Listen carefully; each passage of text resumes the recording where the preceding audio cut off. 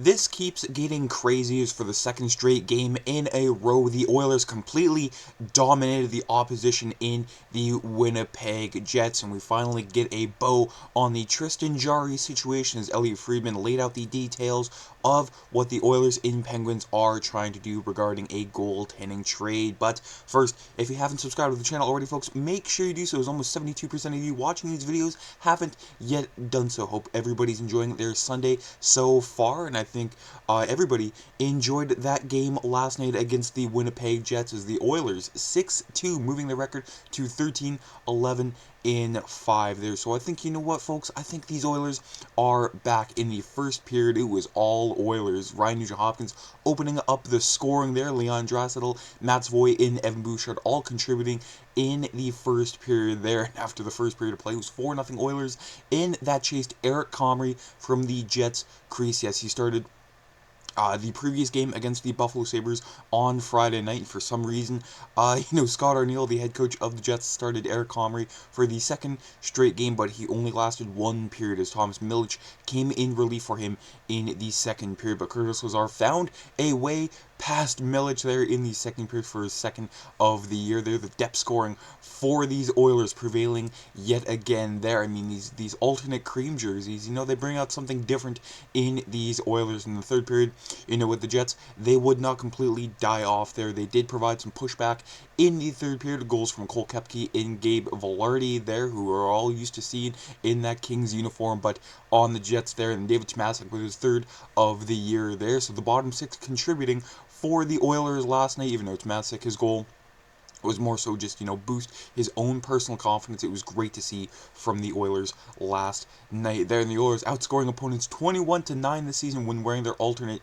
uniforms. They're moving to 3-0 after beating the Utah Mammoth in that first game way back in October there. And then they went a month without wearing the alternate uniforms. And then, of course, back-to-back wins for these Oilers in their jerseys. You know what? At first, I was skeptical about, how these would look, but they are phenomenal. And the winning is just, the cherry on top for this team. Shots on goal 27-21 in favor of the Oilers there. Stuart Skinner didn't have to be as busy in the first or second period there, but he was, as sharp as he could be in the third period. But, the Oilers, not really sitting back as much, but they weren't going full throttle in the third period. And when you have a lead that big, I mean, there's really no reason to, but of course, the Winnipeg Jets, they are a team that does never give up. We saw it in the 2021 playoffs there, the Jets down 4-1 in Game 3, eventually winning that game against the Oilers, and there was something in the back of my mind, let's hopefully not do that again there.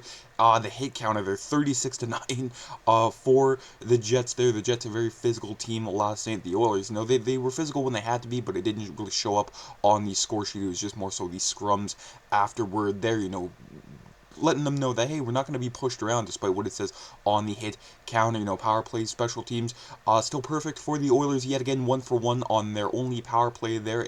Just an amazing passing play there that resulted in a Bouchard bomb past Eric Comrie there, and Winnipeg Jets going 0-for-1 on their singular power play of the game there. But I love what the Oilers brought to the table there, not just offensively coming out of the gate, but also still, limiting the Jets in the opening 40 minutes there. And, Ryan Nugent-Hopkins saying about his goaltenders, you need them to make those big ones at times, and even if you're rolling along, there's still going to be chances on the other side of it. So it's nice to see them kicking for us, and I feel like we're not hanging them out to dry as much lately, so it obviously makes a big difference there. Another big difference is Ryan Nugent-Hopkins, in the lineup, when he was out with that injury, you could tell that they were missing him very badly there, not just for 5-on-5, but also on the special teams there, as Nuge is a big part of the Oilers' power play in the penalty kill. So great to have the Nuge be huge once again. They're the ageless wonder. I mean, the guy is, approaching his mid-30s, and he still looks like he was drafted to the team there. I mean, first start, Evan Bouchard, back into his regular Bouchard form there after a very rough October there.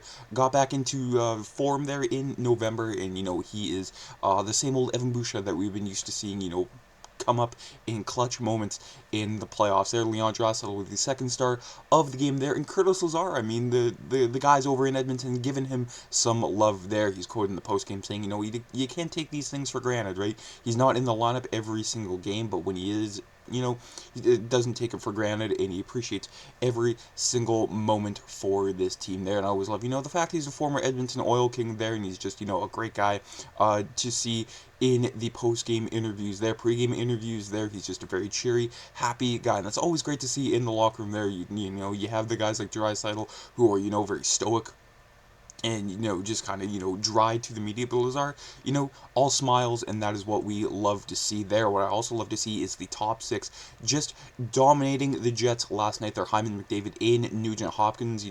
I would have rather had Nugent-Hopkins as a third-line center. I've said that time and time again, but whenever you can put him next to McDavid in Hyman, that is irresistible, and the stats back it up. They're outshooting the Jets 8-1, and not to mention that second line of Savoy, Draisaitl, and Podkolzin. I think in the previous game there, Savoy, was sort of, coming back into form there, as we sort of expected him to, sort of, not come back into form, but sort of just, show everybody that, hey, this is why the Oilers, believed in me in that Buffalo trade way back when, Canada Day 2024 there, and Draisaitl and Podkolzin, fantastic, a dynamic and dominant duo there, outshooting Winnipeg 9-3 last night there. So not just the bottom six, scoring, but we're expecting the top six to do top six things, and that is what we saw. And it's always great to see, McDavid shoot the puck. As the media was criticizing him for not doing that against the Wild, but he did that, very, very often last night, and even the last two games. To be quite honest with you, he is not washed. I've seen so many people saying, is this the end of McDavid's prime? No, he is just, trying to get back into his familiar form there. And folks, again, I think he is absolutely back. Nugent-Hopkins, quoted to be saying some more things here. I think we're starting to get that feeling back. I thought even on that road trip, I wasn't there, but the last few games, it was starting to come. You could see it against, the Tampa Bay Lightning. You could see that the way that we want to play creeping into our game, and it's never going to go super smooth, but we know what we're capable of, and it takes a lot of work. We're at our best when it's simple, and we're working hard, and then our skill takes over from there. It's what you want to see and how you want to respond, but it just comes down to sticking to it and not getting frustrated. We had some good looks in that mini game, but they didn't go in. Then we kind of exploded the other night and followed up on it. So a lot of things to like tonight. Again, a lot of things to like from the past two games for these Oilers. The goaltending, what we saw, from Calvin Pickard in that Seattle game, sure, led in 4, but the Oilers still scored 9 there, and then Stuart Skinner, again, sure, led in, he was technically 3, because the Winnipeg Jets did have 1 taken back there, but he just needed to be, calm in the crease there and consistent. You don't need him to steal every single game, you just need him to, be there to make the big saves, and he did that, in the second period there, when, again, the Jets were trying to, climb back into the game there, and then the Oilers, took control from there. Taking a look at more stats here, the high danger chances 15-7 in favor of the Oilers. It was halfway through the game, 30 minutes, when the Oilers had 10 high danger chances there. And it wasn't too often that we saw, that many high danger chances from the Oilers this year there, but the Jets have always given the Oilers some trouble there, but last night was the complete opposite. The Oilers neutralizing the Jets at any which way, including in the third period when the Jets were out shooting the Oilers 11-5 in the final frame, but the Oilers sticking to their defensive responsibility that Kris Knoblauch said in the postgame after the Kraken game, saying, yeah, no, there's still a lot of things that we can work on as a team there. It's never going to be perfect, but we can try to absolutely get there, and we saw that in the third period. And again, something else I'm liking is the Oilers not relying on a lot of point shots here. We saw them attack the inner slot in around the crease very often last night. So I think the Oilers are trying to get away from that mentality of coming into the offensive zone, button hooking, giving it to a defenseman, whether it be Ekholm, Bouchard, and so on and so forth, and then they just fired on the net for absolutely nothing. So they're trying to realize that, hey, the closer you get, the better the chance it is to score. Who would have thought? I'm not trying to galaxy brain this whatsoever, but just the change in strategy there helped for the Edmonton Oilers, and hopefully they can carry that on against the Buffalo Sabres Tuesday, December 9th. So the Oilers have an off day today and Monday before they're back at it against the Buffalo Sabres there, and they still have a few more games at home before they head out east against the Toronto Maple Leafs. But another interesting development came last night during the second intermission of the early games on Hockey Night in Canada with Elliotte Friedman regarding Tristan Jarry in the Edmonton Oilers. He addressed the rumors there from the 2 Hockey podcast. There's been a lot of noise around Tristan Jarry in the last 24 to 48 hours. I do think there's legitimate Edmonton interest in Jarry, but I think it's extremely complicated, and it might not be possible. I know some fans, they hate seeing those words there, but, at the end of the day, it all just boils down to money. Mainly because Pittsburgh has indicated it will not retain on Jarry's I think it's something like $5.375 million, and for the Oilers, they don't really have a lot of room right now. For those of you who are Oiler fans, you know what that means. It might not be possible because Edmonton would have to do some roster surgery to get it done. And, right now, because of their own injury and cap situation there, you have Noah Phillip in Kapanen on LTIR. You have Jake Wallman, who's injured. They are really stuck. I believe there is interest in Jarry.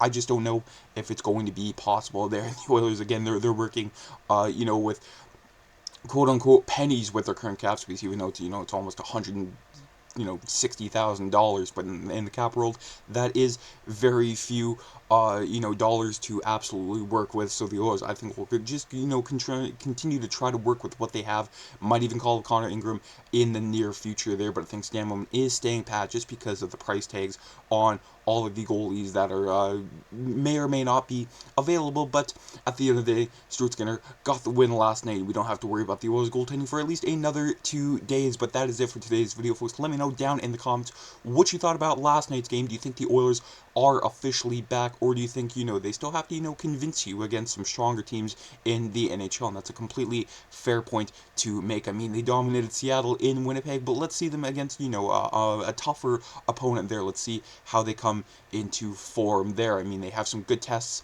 coming up this week there. I mean, Toronto and Montreal on a back-to-back, even though Toronto's, not that strong this year, they're always still a tough matchup with the roster that they do have. And also, your final thoughts on the Tristan Jarry situation. Do you think the Oilers will try to, continue to go after him during the season there, especially, closer to the trade deadline? Depends on how Pittsburgh is performing around that time, or do you think they will move their sights to a new goaltender? Very curious to see what you all have to say down below. Take care. Enjoy the rest of your Sunday, folks. I'm Matt.